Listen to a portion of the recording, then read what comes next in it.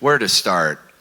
Firstly, Mario and the team here, the hospitality, the hanging out, the debates around what the better Palinkovats is, has been enlightening for me. That being said, just a little bit about myself and the journey here, and then I'll go into the business of it. But and I actually brought a few pictures, which I'll get to. Oh, is there a clicker? Can I? Yeah. As we're sourcing the clicker, perfect. So yeah, my journey around psychedelics and spirituality and indigenous cultures and business all started at a pretty young age. I remember it was shortly, I was Jewish until my bar mitzvah. And then I remember shortly after my bar mitzvah being really like, where's the spirituality in this? And there's the Kabbalah and the Merkaba mystics and the transliteration of that culture, and their spiritual traditions exist, but it wasn't there for me. And it was around the same time my mom said, go to the basement. I have some chores for you. I want you to go clean up the basement. And in the basement was a box of books, and they were my dad's books. And two of the books I picked up was one by John C. Lilly, The Dyadic Cyclone, and the other was a more obscure Ram Dass, Richard Alpert book called The Only Dance There Is. And I read this shit, and I was like, what? My rabbi never told me about this stuff. So at a very, very early age, I began my spiritual exploration and my psychonautical exploration, and was really fortunate, this was in the Midwest, to meet Robert Masters and Gene Houston when I was a teenager. They wrote a book that still has some great prominence, Varieties of Psychedelic Experiences, and were very effective and pivotal in so many of the clinical trials around psychedelics that happened before the Controlled Substances Act, before many in this audience were even born. And that kind of began my journey, studying with them and learning the psychotherapeutic protocols. We were primarily working with LSD-25. I believe at that time we were getting it direct from... This is being taped, let me redact that. That being said, so anyway, that's a little bit about, and I was thinking about this last night, talking with the speakers, and didn't want this just to be about what's happening in the business world and how money drives a lot of things and regulatory policies drive a lot of things, which will be the bulk of the presentation. But I found a few pictures, the beauty of AI now and searching archives to say, find pictures of me doing spiritual or psychedelic things. So this was the first one that an ancient Google Drive brought up. Believe it or not, that's me. When I was 17, I was deep in my studies. I was fascinated with Africa, so I moved to West Africa on my own and started to study and practice. And this is where I was first introduced to Iboga, which we'll get into a little later, as well as everything happening in clinical research around ibogaine trials, both in the US and everything we're doing in the Congo Basin area. This then led into other spiritual traditions where I got to hang out with a lot of great Tibetan lamas and just great masters, one of which, the guy on the right, I think from here, pit stop in Prague, and then I have to go to Nepal, but I get to meet my teacher who I took refuge with, who's now 7 years old. So I have a few questions for him, if he could remember what we ordered at that one dinner. When I got into Tibetan Buddhism, I'll know it's legit, but always suspect. And then last but not least, just again, these were brought up. This was in the last year, I think. So continue to study Shipibo traditions in the Amazon and spend a lot of time there. And then on the left, this was a recent Abanji initiation in Gabon, Bui tea ceremony. So as I get into the business side of everything, I just wanted to share how important cultural appropriation is, everything happening in the next room, and just how complex this ecosystem is. So that being said, I am a VC, I'm a venture capitalist, so what we like to do is find young entrepreneurs, startups who are doing anything in the ecosystem. Because of where the industry is at, the majority of our investments have been in drug discovery and development. But there are platforms for training psychotherapists and certification. There are insurance portals for getting reimbursables run through. There's a lot of AI we're starting to invest in. There's 2 or 3 virtual reality companies that do preparation and integration post the session. So the thesis of the fund and where I come from is it's mental health and neurodegenerative diseases. Fund 1, and now we're on to another fund, has primarily been psychedelics, but we try to hold true to that thing, that there might be something else down the road that works just as effectively. So whatever works, we look at the data within the ecosystem and move forward there. So these are all stats many of you know, or for those of you who are brand new, and this has been brought up by other speakers, so I'm just kind of zip through some of these quickly. You'll notice in the rest of this presentation, I don't call out psychedelics as much. What you've seen since we started to deploy capital in the space is the change from psychedelics to psychoplastogen to now neuroplastogen. And that has a lot to do with how globally and at scale, pharma and just the world sees these molecules. So it's kind of a sanitized word for a lot of the same mechanisms that do occur. And it's interlocking. I mean, there's a lot of data in psychedelics, and as you know, everyone has an iPhone here, and everyone's starting to play with AI. We're seeing even more of that starting to seep in. When I'm deep in a Congolese jungle or an Amazonian village, and people are utilizing AI to optimize their Icaros or their hymns. It's quite fascinating how technology and even our species is starting to alter, but that's a whole other discussion. Again, some more stats, just where we focus, which is on mental health and neurodegenerative diseases. And again, this has come up in a lot of the other presentations, so I'm not going to belabor us with some of the stats. I just threw this in an hour ago. This is very US-centric. You know, you see the United States, and you see where we're moving regulatorily through a medicalized system, but also decriminalization. You know, there's an analog, not that cannabis is the same as psychedelics, but if you look at cannabis from a regulatory framework, you see some parallels, where right now, if you're in the United States, you can kind of get weed anywhere. There's not a lot of states where you can't get it, and you can't get it legally at a state level. So it's still federally illegal, but the people have spoken and local politicians are changing laws. So that's happening as well as at the federal level. So you see this really cool kind of perfect storm of people waking up to the opportunities, the healing, whether it's psychotherapy or more of a microdose model. There's a lot happening, and I don't want to not acknowledge what's happening at state levels with decrim and, not quite regulated, but on its way to becoming an approved medication. This was brought up in a previous slide. This is Josh from Psychedelic Alpha, does a great job of tracking.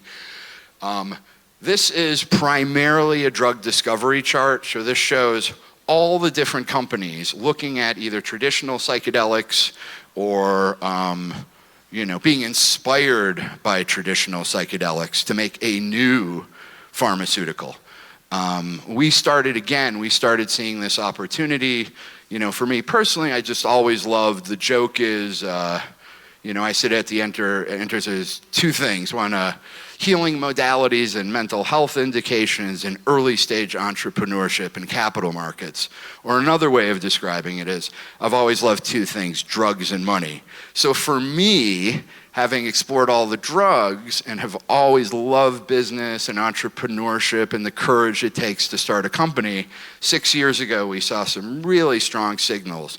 We're saying this is going to be an industry and I want to be a part of it and I want to do it with integrity. So there's not a single company on this list that we're not familiar with. Maybe we invested in, maybe we did diligence, maybe we're helping them with an asset. And again, in the totality of this ecosystem, the majority of the money has gone into drugs. Not so much, there's a lot going into psychotherapy and AI and VR, but if psychedelics as an industry is the title, you can see that the billions and billions have been into creating a better drug.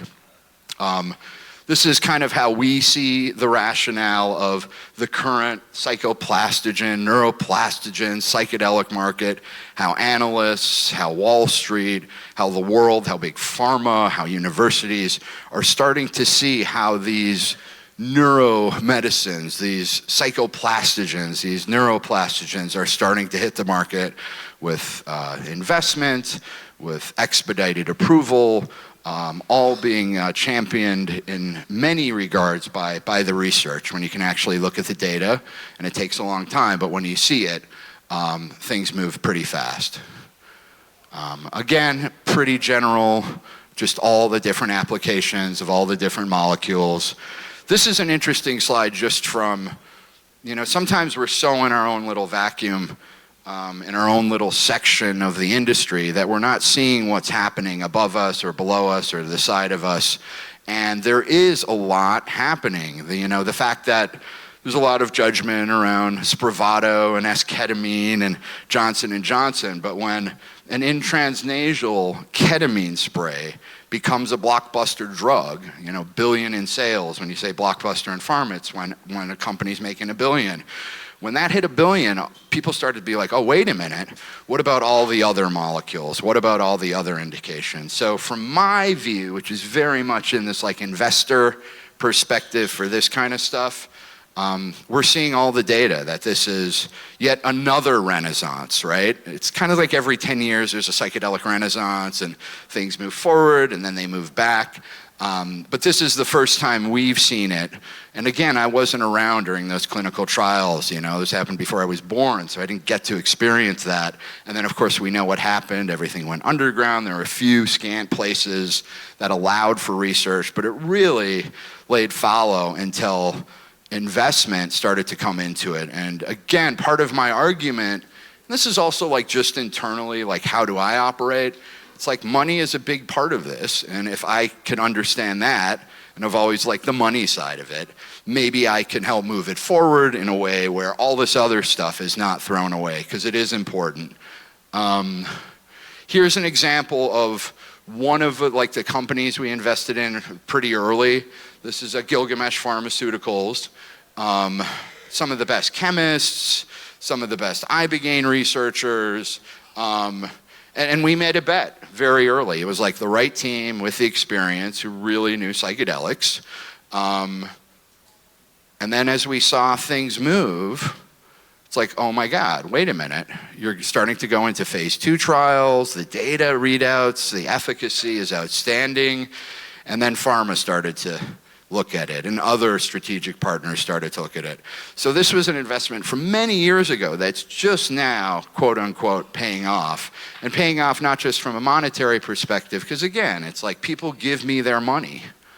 And whether it's for retirement or whether it's to pay for college kids, when somebody invests, when you invest, there's a lot of responsibility around that. So I'm just really pleased that the folks who came into our fund, many, many years ago, are now starting to see that we were right 6 years ago, that this is kind of one of the ways the industry will move. And this is one of the ways that, hey, if you want to invest, you can get a return on your investment, but also do really good. Here is another one, just more on the VR side. And again, what I like to do, and this is true of a lot of my operating partners, like I say, I've had a couple of nice exits. An exit being when you sell a company or somebody buys you. But I've had at least a dozen really successful failures where I was just so wrong about product market fit, the timing. I shit the bed. I lost everybody's money. My uncle didn't talk to me for years. I was just wrong, a lot. So for us and where we invest, it's kind of, I don't know if it's reliving it, but the fact that we've had a lot of failures, my partners, myself, but some successes, is just being in the room, just being that support mechanism to a company those first 2 or 3 years. We like to be that first check where you're still kind of figuring out your stuff and what's the market and what's the strategy. And then we see in 3 years, kind of on average, if they don't die, and a lot of companies die just for numerous reasons that I've experienced, all my fault, or the market, or whatever. But at year 3 in psychedelics, at least drug discovery and development, you start to see those signals. On VR, it could be a little faster, and therapeutic certification, that's kind of up and down. But just another example of how we see the view. This was a new one. I just want to flash this because, again, we're looking at this thesis of neurodegenerative or mental health. And again, we're heavily, almost entirely concentrated in classical psychedelics or an inspiration from that, where it's kind of the iboga scaffold, but you're taking out the prolonged QT as one example. Here's something that's kind of outside of where we've traditionally invested in the psychedelic ecosystem. But we are starting to look at other technologies and other things that could have great benefit for physical and mental health. Just some other companies where you can see like where we invested and what they do and how, and you can see that it's a pretty significant ecosystem. That's every month we get some like pitch deck or some entrepreneur says, I've gotten like, what? How did we not even think about that? How is that now a part of it? You're seeing that in other jurisdictions. I mean, the fact that I'm doing this, you know, after a debate on Psihologija, and my first memory was a music festival on the island of Pog 10 years ago, and like, oh my God, I'm standing here in the Balkans, in Croatia, where my time here, my mornings have been mostly spent hanging out with fishermen and just learning about trauma and everything that's happened in this part of the world, and the trauma and like the stigma. Like one of the things I've noticed is mental health. It's different in different, you know, cultures, right? But here there's like this really big machismo, and you can't even say I'm sad, right? And again, I'm not from here, but I've been hanging out a bit, like a decade, Croatia, Montenegro, Serbia, Bosnia, Albania, and it's like, because of the trauma here and culturally, it's just really hard to even open up. So like if something could be done for all the trauma here, and there's trauma frameworks in Africa, which has a different level of vulnerability. That's more, I mean, still cultural, and it feels more male dominated, but you can't, I'm sad, like, how dare you even profess your feelings to even your wife or your girlfriend or anyway, so that's been an interesting time of just dissecting that. I'm gonna skip through this. Okay, I don't have any sense whether I've been talking a minute or an hour, but I definitely wanted to allow for Q&A and, you know, to see where it goes. So anyway, thank you guys so much for listening to me, and I'm around all night, and yeah. Okay, so questions? So in your, you know, there's a lot of companies there. Do you have any companies that are from Balkans or near Balkans or, you know, from this part of Europe? Researchers, scientists, but no company yet. You know, it's funny, we get a lot of presentations, and it's shifted since it has a few years ago. It would just be someone who sent their presentation and it had an Amanita muscaria, and it's like, I want $1 million.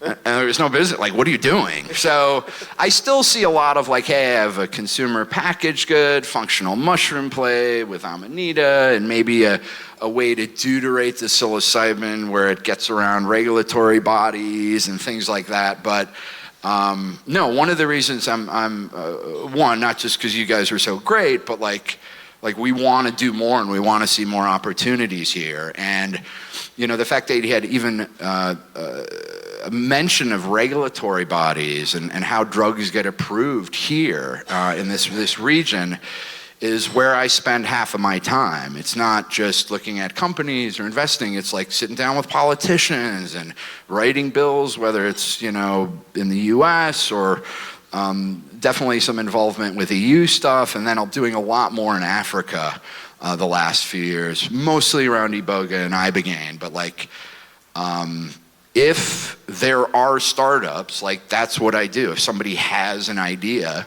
and it's here and it's not, you know, gray, but again, that gets back to policy and regulatory and or really hardcore research. So we haven't seen a lot, but we'd like to, if only to have an excuse to debate on the merits of Psihologija from above Zadar or below Zadar. Yes, sir. No.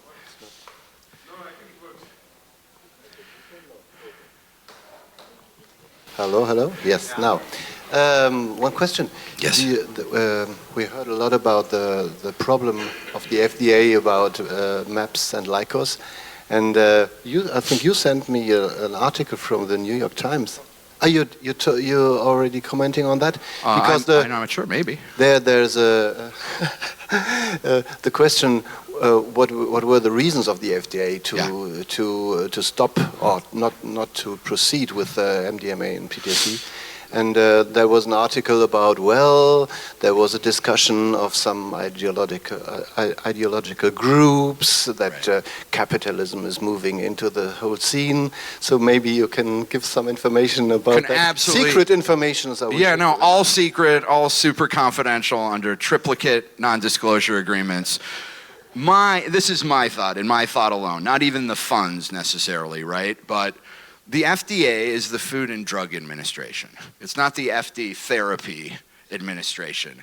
The context for getting a drug approved, it had nothing to do with the drug. I mean, we have fentanyls approved. Like, you could get that in a hospital. It was that it's a regulatory body that doesn't look or know anything about, and I'm exaggerating for effect. Obviously, they know what therapy is. Everyone knows what therapy is. But it's not something they were familiar with. And, as I watched it unfold, it was, ICERs and then the FDA were given very limited time. It's really ironic that, in Holland and the Netherlands, there was the same data, right? And then they came out with a report a week after saying, we approve it. This is phenomenal. They spent a year studying that. The FDA and ICERs had a day, a week, a month at most to really dig into it. So if you have a governing body, and again, this is by commission, right, where there's a bunch of people and they're not familiar with it, and you do have outlier groups. There were definitely some groups. I don't know if that would have it didn't help, right? But I don't know if it hurt. I mean, it was really, you've got an organization that doesn't even have authority to approve therapy saying, get this approved. So it was just fitting a round peg in a square hole. No, a round hole in a square peg. Or you know what I mean. It didn't quite fit. So that's where I sit. Obviously, there's been a ton of analysis, mainstream media, all the different psychedelic journalists out there. And we'll see, if there's a way to accelerate, if it has to be a phase 3 trial. But for me, it was very nostalgic because I remember the phase 2 trials. I remember 2 steps forward, 1 step back. And, this stuff takes time. Thank you. Thank you, Simeon. We have one question from the back. Okay.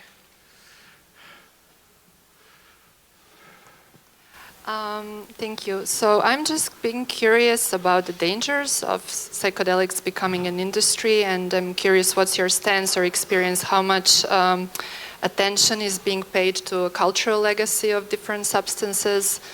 Yeah, thank you. Well, I would comment on what's being discussed in the next room, but my psychic abilities aren't evolved enough yet to hear the exact words, but it's very important. So much of my time around reciprocity initiatives have morphed into job development, capacity building for indigenous communities, because that's something that's palatable. But yeah, there's no lack of, it's really funny, like just in the last few weeks, the movement towards group therapy, right? And that's become, it's like, oh, it gets really expensive. And you're seeing this more around ketamine, but that will naturally expand to more group therapeutic sessions from a cost perspective. Certainly if you need psychotherapists there. And so you're getting into these concepts which are so ridiculously fundamental to any culture, to any village. Like the fact is like, oh, we're doing these trials based on groups. And then you look at whether it's Iboga or ayahuasca or whatever, right? It's always in a group setting. So like, we don't even talk about how fundamental that core key staring you right in the face. And is that indigenous or is that just human? Because as humans, like here we are as a group, aligned. And there'll be some great talks at the after party. And then there'll be follow-ups. But it'll be this group thing. So that's one of thousands of things. I would either say indigenous, but it's also just a human thing. It's very much a human thing that cultures and traditions operate in a way that's familiar to humanity. There's so many other things. On drug discovery and development, that's very clear, right? What are the alkaloids? What are the harmalines? What are the metabolites? Where do those come from? Who first discovered it, right? On the therapeutic approaches, that's getting a little more refined, but that's still new because we're coming from this dogmatic Western thing. But then when you talk to a traditional psychiatrist or therapist who's been doing it for a decade with no awareness of this, which is rare now, but you'd be able to match them one-to-one. It's like, oh, that's how they do it, but they use song, and they use ritual, and that's how you do it with CBT or whatever the other intervention is. So to answer your question, it's critical, it's important, and it's really hard. It's really hard because when I've tried in the past to do anything, and I do a lot direct, primarily around Congo Basin and Africa right now, where it's just working directly, but it's not scalable. But so often you'll hear like we have to give back, and 11 times out of 10, whenever I've asked a shaman, an indigenous leader, whether it's Native American church or an ayahuasquero or a Nima, I go, how can I help? And the answer 11 times out of 10 is, haven't you helped enough? Really? And, that's part of my identity because I'm, a white guy, right, first and foremost. And that's been colonialism and certainly neo-colonialism. And it's really tricky. So the only way I know how to do it right now and to honor that is to practice it and find small steps. But it's not scalable right now. And there's a lot of great organizations trying to do it, but it gets really, really tricky. So I don't think I've really answered your question other than, yeah, that's important, and I have no idea how to make it work perfectly. Thank you, Simeon, for your honest answer. Tommaso. So, So looking at the best case scenario of this, in which some molecules start to get approved and it moves forward, do you see big pharma acquiring everything and kind of becoming like Johnson & Johnson, getting Compass, or do you see the psychedelic industry having ambitions of developing a life of its own? It's both. It's already both. Like that regulatory USA slide I shared was showing you how at the state level, and we have like Oregon and Colorado and other states talking about we're going to do it regulated, and it's not going to be pharma, it's going to be at the state level, and we'll have certifications and we'll test the products and we'll have certain certification needs for the therapy or the trip sitters. But pharma is seriously looking at this. I can't remember whose presentation it was, but they talked about, how there has been, actually it was the previous one, zero new mental health anything. So if you don't think those who are in it right now, in central nervous system, depression, bipolar, aren't looking at psychedelics, you'd be foolish because they are. So I don't think it's going to be one or the other. It's going to be both, and some will feel like this is moving so much faster, and there'll always be the underground. There'll always be jurisdictions where you can do it legally. I'm hoping 3 governments one of them's a brand new government. It hasn't been acknowledged by the UN, but it's starting with a really cool drug constitution. It's more around cognitive liberty. So you can have things like that, but then you have state level stuff, and then you have other jurisdictions being open to it. So it's going to be both, and my job is to predict when and how, but yeah, that previous slide we shared from Josh or Psychedelic Alpha showed you hundreds of all pharma-based psychedelic or neuropsychiatric plays. Do you see, I don't know, something like Atai really trying to hold against big pharma, or do you see them kind of this is great deal we're gonna sell and it's gonna move into the big? Yeah, I mean, and not to call out anyone in particular, but I would say it's very funny. We'll sometimes meet with an entrepreneur and it's like, what's your exit strategy? And some will say, I just want to give it all away and help the world. Others will say, I want, I don't know, pick a $1 trillion farm like Sanofi or a Squibb or a Johnson & Johnson. Some will say, oh, we want someone to buy us because we've done all this clinical research and we've gone through our trials and it works. But every once in a while, you have someone say, I want to buy Johnson & Johnson.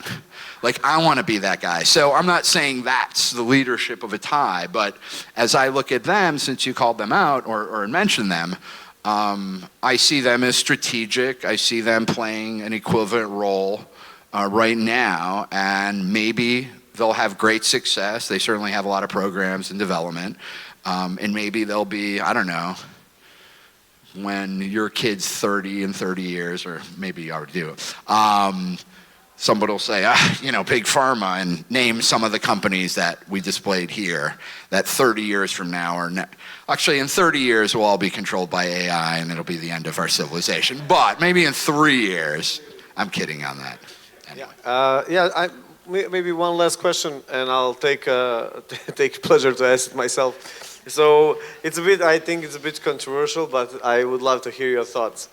So we see kind of an interesting development in the United States of America every day. You never know. What are the news? So with Trump administration, how do you think that will, have effect on psychedelic industry? No effect at all, positive, negative. What are your thoughts? Yeah, I'm right with you. Like, I go to an inauguration and, because I don't take a side, right? It could be a Democrat, it could be a Republican, it could be an independent. I kind of follow my own compass. But when someone gets elected, and because so much regulatory stuff happens around politicians, and whoever wins, I was there, for the inauguration. I was there for the RFK, Make America Healthy Again ball. I am in meetings where it sounds really amazing, and we could have emergency exemption, and we've got this grant, and we're getting this. And then I turn on the TV, and I go, what we're annexing Canada? And what? It's madness.